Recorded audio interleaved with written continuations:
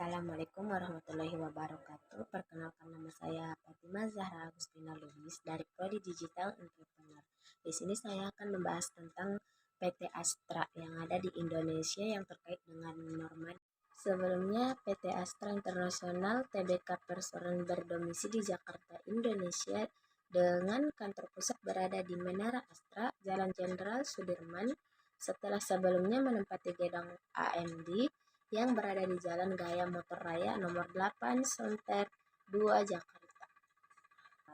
PT Astra Internasional adalah salah satu perusahaan terbesar di Indonesia yang terkenal dengan keberhasilannya dalam berbagai sektor industri, mulai dari otomotif hingga agribisnis. Perusahaan ini sangat menjunjung tinggi norma dan etika moral dalam menjalankan bisnisnya yang tercermin dalam berbagai kebijakan dan praktek operasional mereka.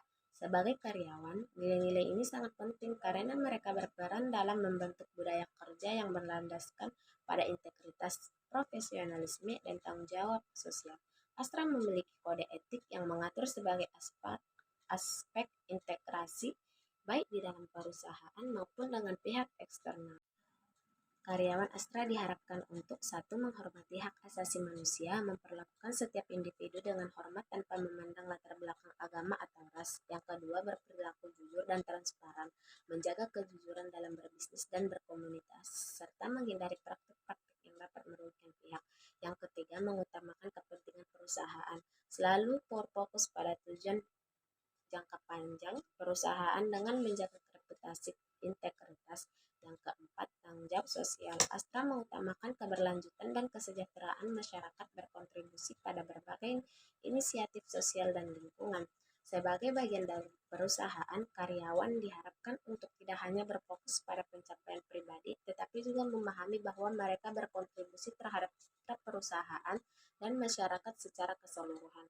Karyawan Astra dilatih untuk mematuhi standar etika tinggi yang telah ditetapkan dan untuk senantiasa bertindak sesuai dengan nilai-nilai yang mendasar perusahaan.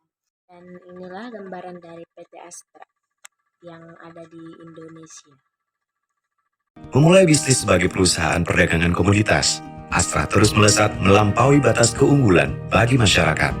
Dengan langkah-langkah yang pasti dari waktu ke waktu, Astra berkembang hingga kini memiliki 7 lini bisnis yang telah tersebar di penjuru Nusantara. Lini bisnis tersebut meliputi bidang otomotif,